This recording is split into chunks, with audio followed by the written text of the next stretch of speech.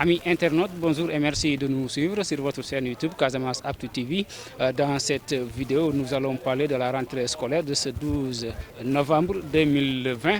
Pour en parler, nous sommes au lycée Djignabo Bassène pour y rencontrer le professeur du lycée, mais aussi nous allons interroger, donner la parole aux professeurs, mais aussi donner la parole aux élèves. N'oubliez pas de vous abonner et d'activer la cloche de notification pour regarder toutes nos vidéos. Monsieur le professeur, bonjour. Bonjour. Voilà, donc nous sommes à la veille de la rentrée scolaire. Là, au lycée Djignabo, est-ce que tout est fin prêt pour recevoir les élèves? Bien, nous sommes prêts pour recevoir les élèves, d'autant plus que la plupart des professeurs n'ont pas bougé cette année. À cause de la pandémie, beaucoup de professeurs ont préféré laisser leur famille sur place. Donc, ceux qui étaient ailleurs sont arrivés. Depuis le 5, nous avons distribué les emplois de temps des professeurs. Les emplois des élèves aussi sont prêts. Ce matin, à 9 h, nous avons déjà tenu notre AG de rentrée, donc Assemblée générale de rentrée. Et il y a des consignes qui ont été données. Et je crois que nous sommes enfin prêts. Ils ont reçu leur petit matériel, donc leur boîte de craie, leurs éponges et consorts. Tout est prêt pour une bonne rentrée scolaire. Alors là, nous pouvons dire que le concept Ubitei Djangtei serait en vigueur ce 12.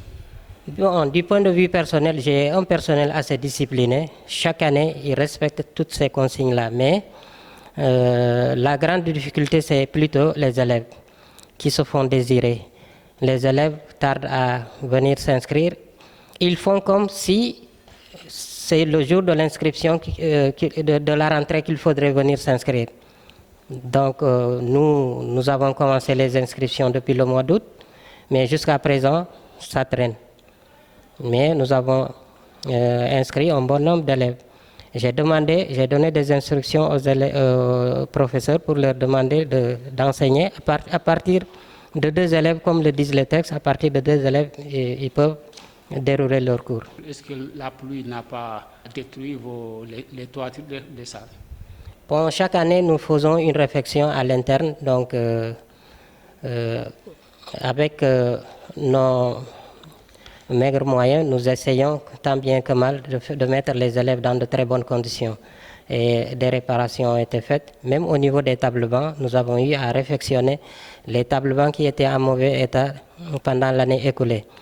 Et que vraiment, nous sommes prêts. Nous sommes en période de pandémie. Est-ce que déjà vous avez mis des dispositifs pour mettre les élèves à l'abri? Bien, nous avons reçu assez de matériel depuis la pandémie. Peut-être s'il y a à renforcer, ce sera des gels. Mais en ce qui concerne les lave-mains, les savons, les thermoflash, l'eau de javel, tout est là. Nous avons assez de matériel. Nous pouvons faire face à cette ouverture sans craindre. Merci beaucoup, professeur. Je vous en prie. Nous sommes toujours au lycée Djignabo Bassène de Ziguinchor. Nous sommes avec un enseignant aussi de ce lycée. Il s'agit de Yassine Tidjédiou. Vous êtes enseignant là au lycée Djignabo. Qu'est-ce qu'on peut retenir déjà présent pour la rentrée de ce 12 novembre? Ok, pour cette rentrée de ce 12 novembre, d'abord je vous dis merci beaucoup de votre présence ici. Cette rentrée est bien préparée. Le corps professoral, le corps d'encadrement et le corps administratif vient de terminer son amphi de rentrée que nous avons d'habitude de faire chaque année. Alors tout le corps professoral a répondu présent à cet appel. La réunion a débuté à 9 h et on vient de terminer, ça fait à peine 10 minutes. Le corps d'encadrement aussi et le corps administratif est là présent. Donc je peux vous dire que nous sommes tous prêts parce qu'on nous a déjà rendu nos emplois du temps pour la journée de demain, qui est le jeudi 12 novembre 2020, qui est prévu cette année spécialement pour la rentrée scolaire. Est-ce que vous avez effectué des tests de passage entre les classes intermédiaires? Vous savez que cette année est une année particulière par rapport aux autres années. Alors on a fait pour les classes intermédiaires qu'un seul semestre.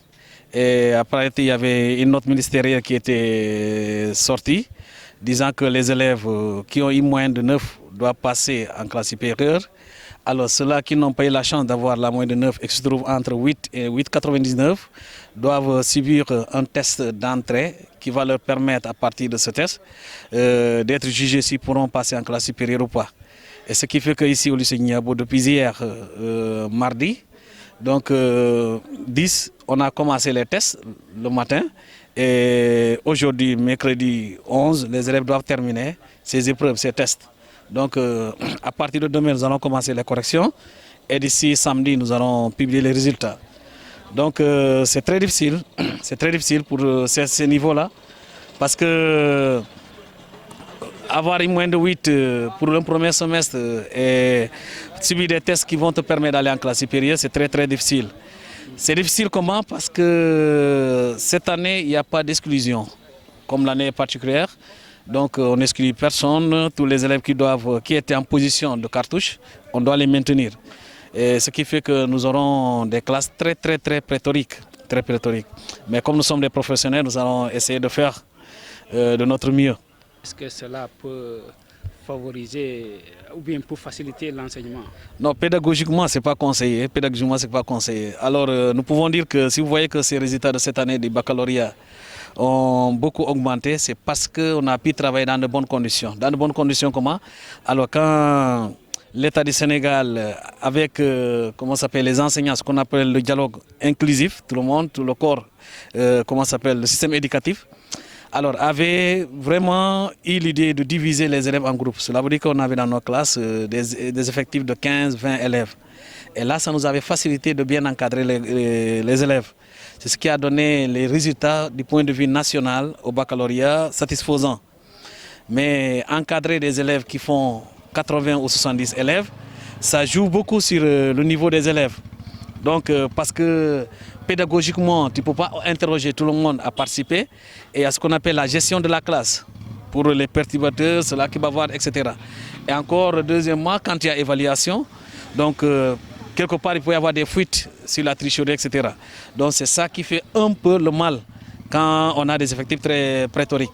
Donc, le mieux, c'est d'avoir des effectifs réduits et bien encadrer les enfants, les élèves.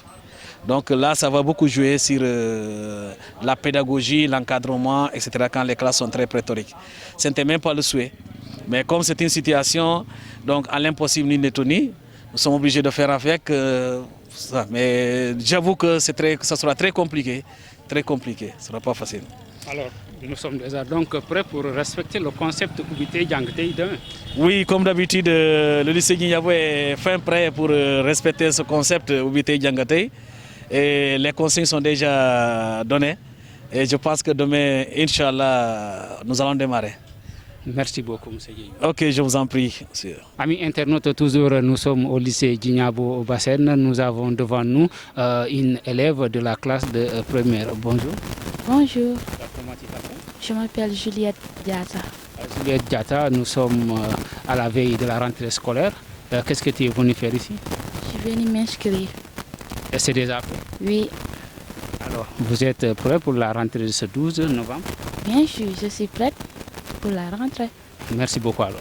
Ok, pas de quoi. Amis internautes, c'est tout pour votre reportage consacré à la rentrée scolaire de ce 12 novembre 2020. N'oubliez pas de vous abonner et d'activer la cloche de notification pour regarder toutes nos vidéos. Et vous pouvez aussi nous consulter sur le site www.casamaceactu.com pour recevoir toute l'information de la Casamance et d'ailleurs. Merci et au revoir.